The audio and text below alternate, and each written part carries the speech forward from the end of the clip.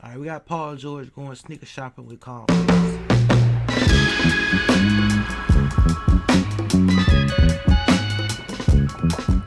Let's see who's on today.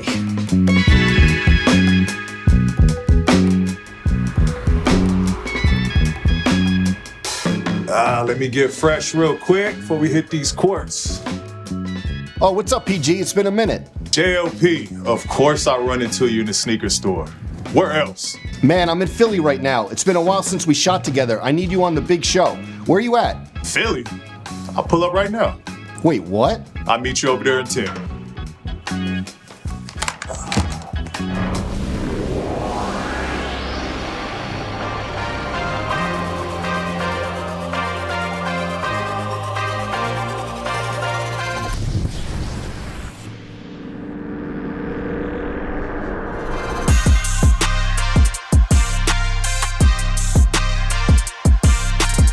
What's up, everybody? It's Joe from Complex. We're in Philadelphia at Lapstone and Hammer with 9-time NBA All-Star, Paul George. How you doing? Good. Gonna do some sneaker shopping today. Gonna see what he's feeling, what he's not, and then hopefully he's gonna buy some sneakers. Let's go.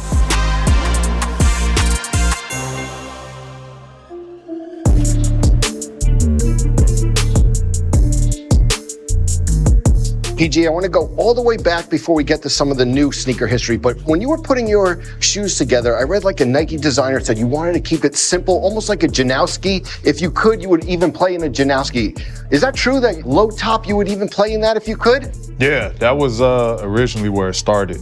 For me, it was always having this idea of like old sneakers back in the day, Air Force Ones, the shoes that you could just pop on and mold and fit to your foot. Yeah. That was kind of where the mind went instantly when it was involved with being creative and what a sneaker for Paul George would look like. That's kind of where it started out. Obviously, I can play in something like that, but not necessarily everyone else. And so that was the next part of the conversation is of what does that look like for everyone else. And it's funny because some people look at Sheed and like, how did he play in Air Force Ones? You think you could have?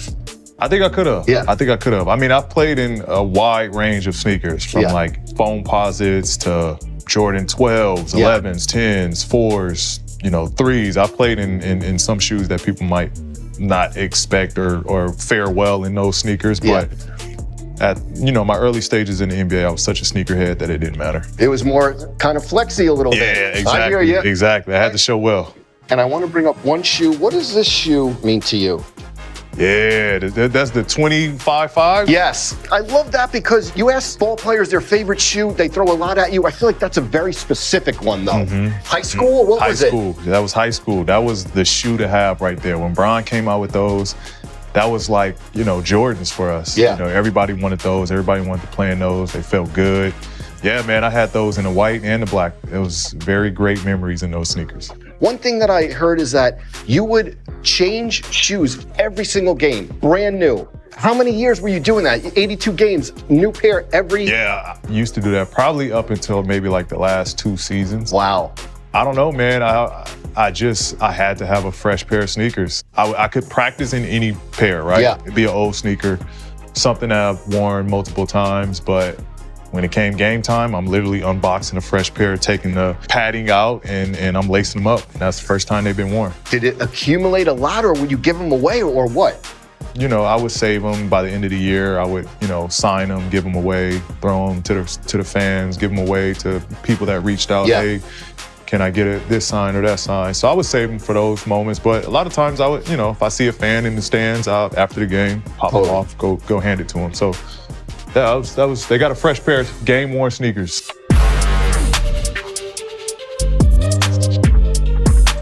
PG, we have a bunch of your collaborations here, PlayStation, but I feel like the one that started off was the first one. Is that fair to say that that's your favorite? Absolutely. Okay. Absolutely. The PG2s was the first PlayStation collab that kind of jump-started the partnership. And, I've been a long life fan of PlayStation, so it was dope to even share this moment with them. But yeah, man, that jump-started the PlayStation collab. The 2K covers are always like a big thing. Do you have a favorite 2K cover? 2K17. Okay. Sure. Yeah? Close to home, right? Yeah. What's it like when course he gonna pick everyone his in the shit. league, your friends are playing 2K, but you're on the cover? Is it a different vibe when people are talking trash to you in the headset? How do they come back like I'm on the cover though? Right. No, it's different. It's definitely different. You know, for the longest, back when the first 2Ks, when I was on there, I think it was 2K10, 2K11. And I'm one of the worst players on the game. I'm a rookie at this time, and I'm like a 68 or 69 overall rating. But I'm using myself and I'm smacking my friends. And they didn't have no problem then when I picked the Pacers. Okay. Then I started getting good, and it became a point where I was too good playing with myself. And they're like, nah, you have to random at this point. You can't play with the Pacers anymore. It kind of got me to the point where like, I'm on the game, bro. I'm gonna play with myself now. Like, you can't tell me nothing. Also, full circle, you know, cover and all these. Why does nigga talk like he talks so fucking why he talk so proper? Like, this nigga talk proper as fuck, bro. Like he PR trained or something. Like, why you talk so proper?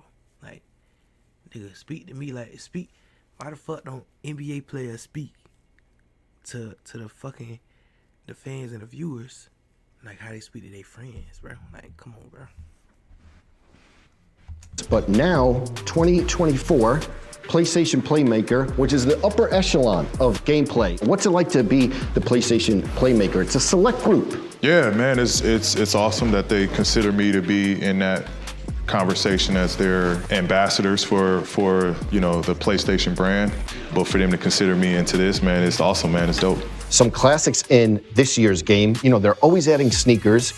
I was looking through like how many sneakers they have in the arsenal, and like they have a lot of sneakers, but some classics here. Black Cement 3, Cherry 12s, Concord 11s. What do you think about them adding kind of those iconic silhouettes to the game?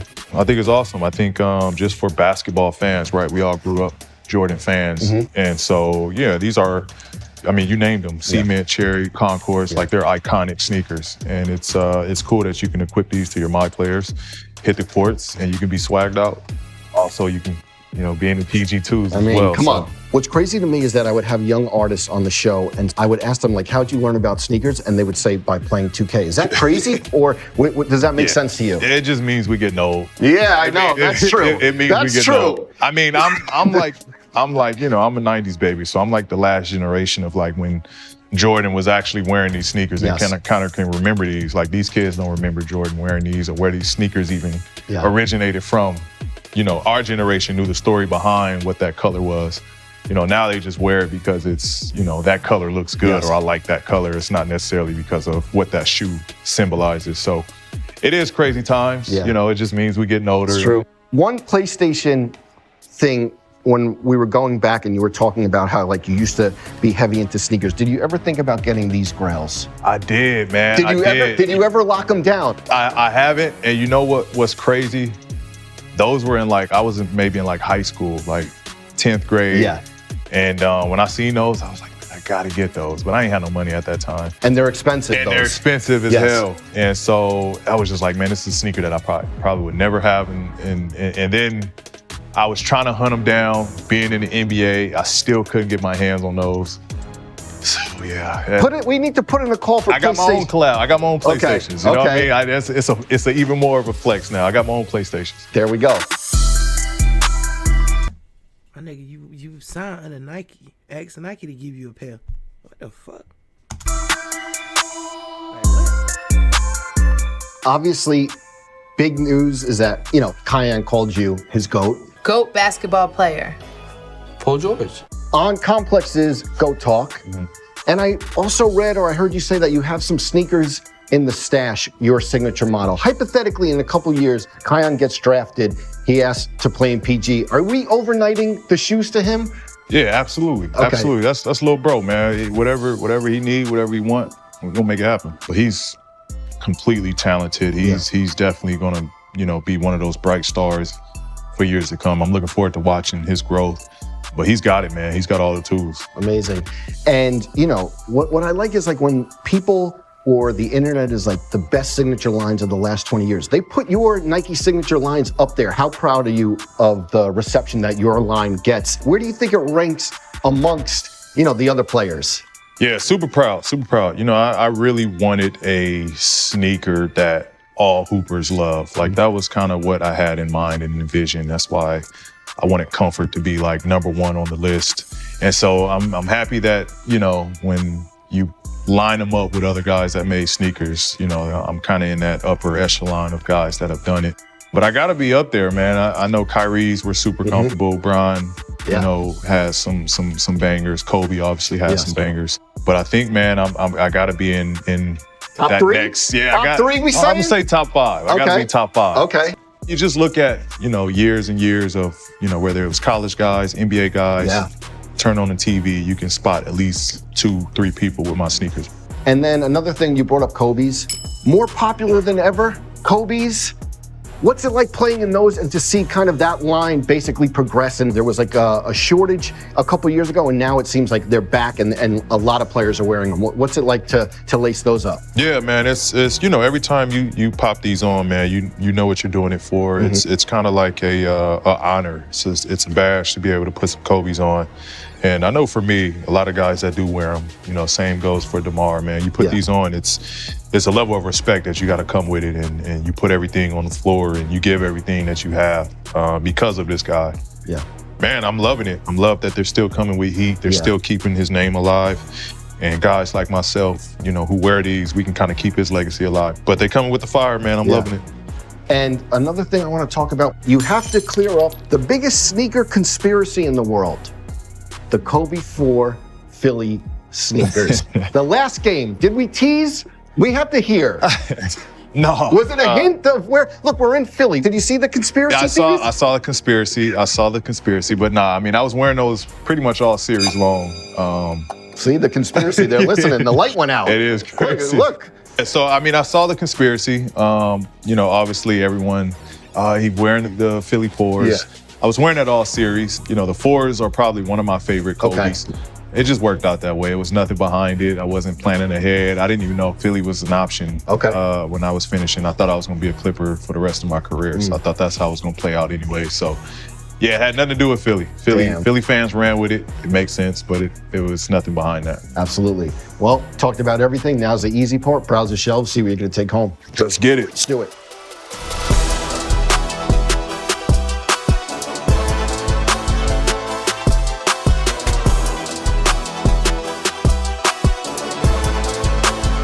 All right, PG, so what you looking for today? Need some. All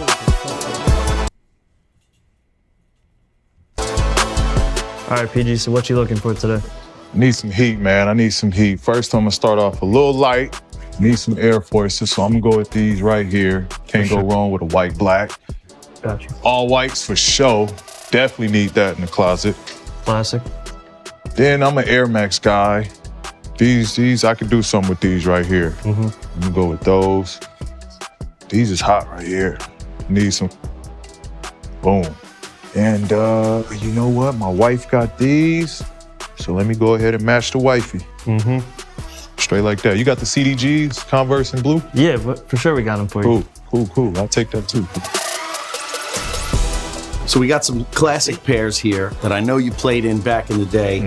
And more importantly, they're available in the game. So as a welcome to Philadelphia on behalf of Lapstone and Hammer, we wanted to gift you the Concord, the Cherry, and the classic Semester. That's love, bro. All in your size. These for me. These are for you, man. On My us. God. Welcome to Philly, man. Thank you, bro. Go Surge, for real. That's love. Brotherly love right there. Find everything all right today? I did. I got some heat. Perfect. Total's gonna be $790. Ooh. Nigga, I'm going stupid in that motherfucker. What the fuck? This nigga bought 3 pair of shoes? 3-4 pair of shoes? Nigga, I'm getting about 12, nigga. What the fuck? Got you. You're all set? Appreciate you. Of course. Come on. Thank you so much. Have a good one.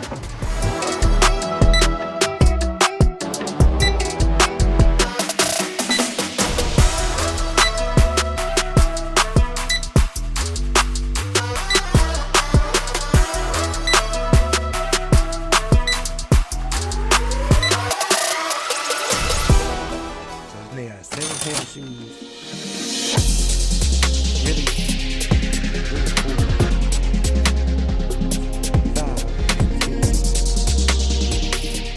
So PG came through, talked about his sneaker history. Thanks so much for taking the time.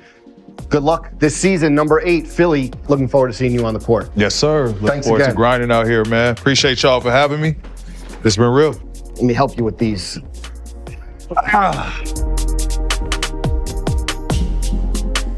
Bro, this nigga hyperextending his knee. This nigga ain't coming back for like a month or two. Bro, injuries in the NBA be fucking the NBA up, bro. Shit crazy.